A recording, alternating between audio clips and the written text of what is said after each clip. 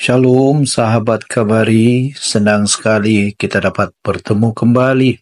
Sahabat Kabari yang dikasihi Tuhan, saya percaya di tahun 2025 yang baru kita awali ini, Tuhan senantiasa ada dan menyertai kita semuanya.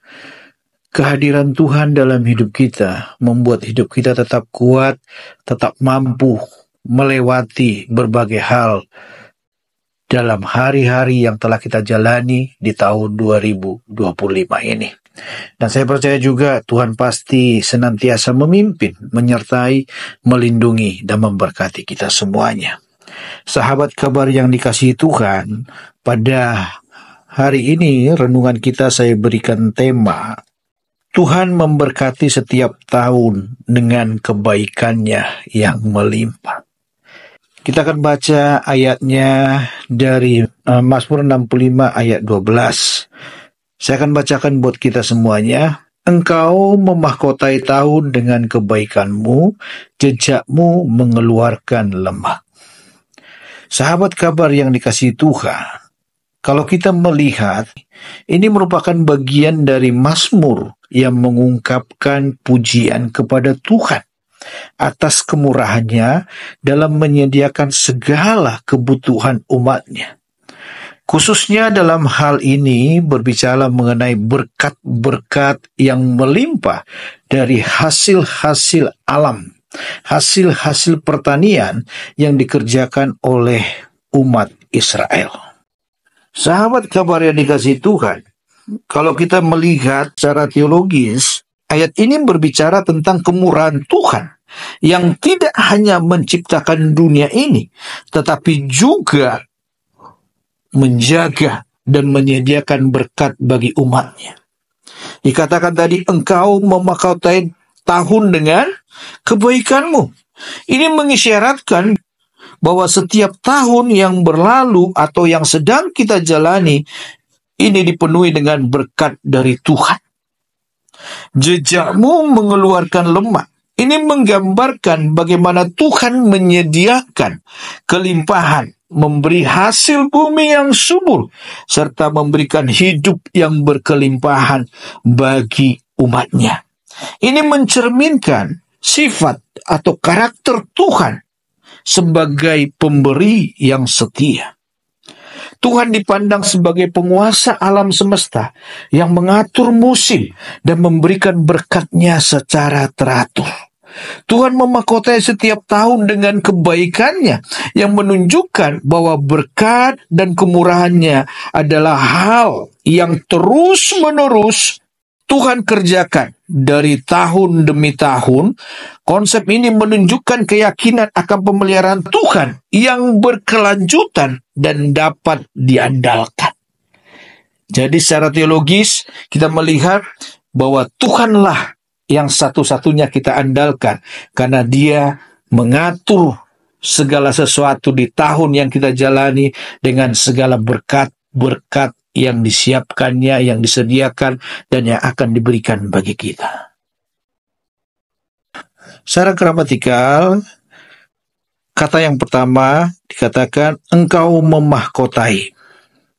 Dalam bahasa Ibrani memakai kata atarta. Kata dasarnya adalah atar, yang berarti memahkotai atau memberikan mahkota.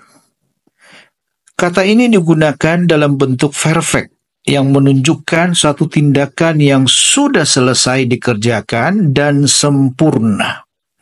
Dalam hal ini, tindakan memahkotai merujuk pada Tuhan yang telah melakukan suatu tindakan sempurna dan terus berlangsung, yaitu memberkati dan memuliakan tahun dengan kebaikannya. Oleh karena itulah judul atau tema kita hari ini diambil dari kata ini. Kalau kita melihat juga makna memahkotai di sini menggambarkan tindakan Tuhan memberikan kemuliaan atau berkat yang penuh kepada umatnya dalam tahun-tahun tersebut. Tahun bukan hanya dilalui, tetapi dihiasi dengan kebaikan, dengan berkat yang datang dari Tuhan. Seperti mahkota yang dihiasi dengan permata yang berharga. Ini penjelasan dari kata atarta tadi, atau engkau memahkotai. Jadi Tuhan memahkotai tahun itu dengan segala kebaikan, dengan segala kemuliaan, dengan segala berkat yang daripada Tuhan. Yang berikutnya, kata tahun dalam bahasa Ibrani memakai kata sanah. Kata dasar sana yang berarti tahun atau siklus tahunan. Dalam konteks Mazmur ini, kata ini merujuk pada 1 tahun penuh dari awal hingga akhir tahun yang berhubungan dengan siklus pertanian. Kalau kita melihat makna tahun dalam konteks ini, merujuk pada satu periode yang berisi berkat-berkat Tuhan yang nyata dan bagaimana Tuhan memberkati setiap siklus tahunan umatnya.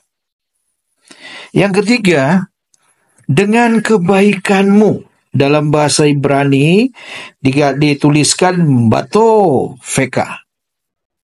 Kata dasarnya tov, yang berarti baik atau kebaikan. Bato veka adalah bentuk konstruksi dengan pronomina, dengan kebaikanmu, di mana kata bet berfungsi sebagai preposisi yang berarti dengan, dan toveka adalah bentuk kepemilikan pronominal yang berarti kebaikanmu. Makna kebaikan Tuhan yang memahkotai tahun ini menunjuk bahwa Tuhan memberikan berkat-berkat yang melimpah setiap tahun.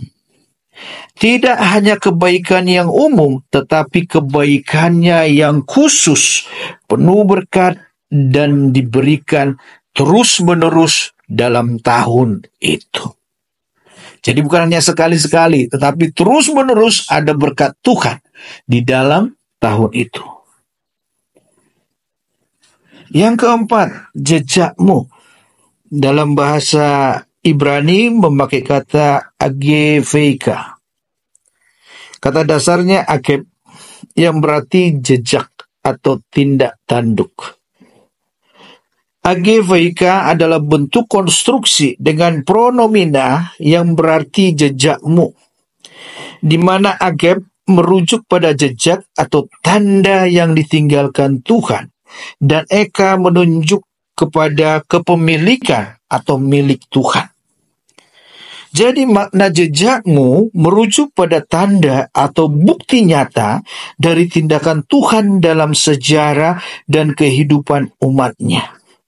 Ini menunjukkan bagaimana Tuhan secara aktif terlibat dalam kehidupan umatnya, meninggalkan jejaknya yang menunjukkan keberadaan dan pengaruhnya. Dan ini seperti suatu story atau sejarah yang tidak akan pernah dilupakan oleh orang Israel. Dari tahun ke tahun yang mereka telah lalui, mereka akan selalu ingat jejak Tuhan. Segala kebaikan, segala berkat yang sudah Tuhan kerjakan dalam kehidupan mereka. Dan inilah yang mereka yakini ketika mereka memasuki tahun-tahun yang baru. Kalau tahun-tahun yang sebelumnya Tuhan menyatakan atau menunjukkan jejak-jejaknya, kebaikan-kebaikannya, maka di tahun yang baru ini mereka juga percaya bahwa selalu ada kebaikan Tuhan, selalu ada berkat-berkat Tuhan, selalu ada kemuliaan-kemuliaan yang akan Tuhan berikan dalam kehidupan mereka. Yang kelima, mengeluarkan lemak. Dalam bahasa Ibrani dikatakan Yirafu dasen, kata dasar ra'af, yang berarti meneteskan atau mengalirkan. Yirafu adalah bentuk iktol yang menunjuk suatu tindakan yang akan atau sedang terjadi. Dalam hal ini, tindakan meneteskan merujuk pada suatu hasil yang melimpah dari jejak Tuhan. Dasen yang berarti lemak atau kekayaan biasanya digunakan untuk merujuk pada hasil bumi yang subur atau produk hewani yang berlimpah. Dalam konteks ini, dasen menggambarkan kelimpahan hasil yang diberikan Tuhan, baik dalam arti fisik atau makanan dari hasil pertanian, maupun juga dari hasil peternakan, maupun simbolis berkat yang melimpah yang diberikan Tuhan. Jadi makna mengeluarkan lemak dari kata yirafu dasen tadi itu berarti bahwa jejak Tuhan membawa berkat yang melimpah, terutama dalam hal pertanian, dalam hal peternakan mereka. Tuhan memberikan hasil bumi yang subur, di mana segala yang ditinggalkan Tuhan menghasilkan kelimpahan. Ini adalah gambaran tentang kelimpahan dan berkelimpahan yang datang sebagai akibat dari tindakan dan berkat Tuhan yang diberikan kepada umatnya. Jadi kalau bisa kita simpulkan dari gramatikal ini, dikatakan tadi engkau memahkotai tahun dengan kebaikanmu, menunjukkan bahwa Tuhan memberikan berkatnya yang melimpah kepada umatnya selama 1 tahun penuh. Jejakmu mengeluarkan lemah menggambarkan hasil melimpah yang datang dari berkat Tuhan yang nyata, yang bisa dilihat dalam hasil bumi dan kehidupan yang diberkati oleh Tuhan. Penggunaan kata memahkotai dan jejak memberikan gambaran tentang keberadaan Tuhan yang nyata, real. Tuhan itu benar-benar bekerja, Tuhan itu benar-benar aktif melakukan pekerjaannya dalam kehidupan umatnya. Serta bagaimana Tuhan menyediakan segala kebutuhan mereka dengan penuh kelimpahan dan kebaikan. Secara keseluruhan, ayat ini mengungkapkan penggambaran yang indah tentang bagaimana Tuhan memberkati setiap tahun dengan kebaikannya yang melimpah dan penuh kemuliaan, yang memberikan kehidupan yang subur dan penuh berkat kepada umatnya. Sahabat kabar yang dikasihi Tuhan, kita melihat di sini dari penjelasan gramatikal betapa luar biasanya ayat ini. Dan ini sangat sesuai dengan tema kita. Tuhan memberkati setiap tahun dengan kebaikannya yang melimpah.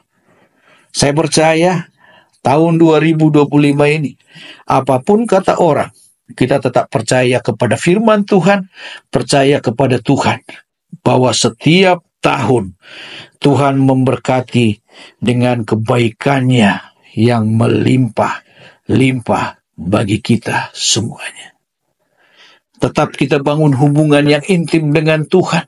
Tetap kita memiliki hubungan pribadi dengan Tuhan. Tetap kita bertekun dalam ibadah kita. Baik dalam kelompok-kelompok kecil, dalam keluarga, maupun di dalam gereja. Jangan sampai kita terlepas atau jauh daripada Tuhan. Tetaplah ada di dalam hadirat Tuhan. Tetap bangun komunikasi dengan Tuhan di mana kita berada. Karena Allah kita itu adalah roh.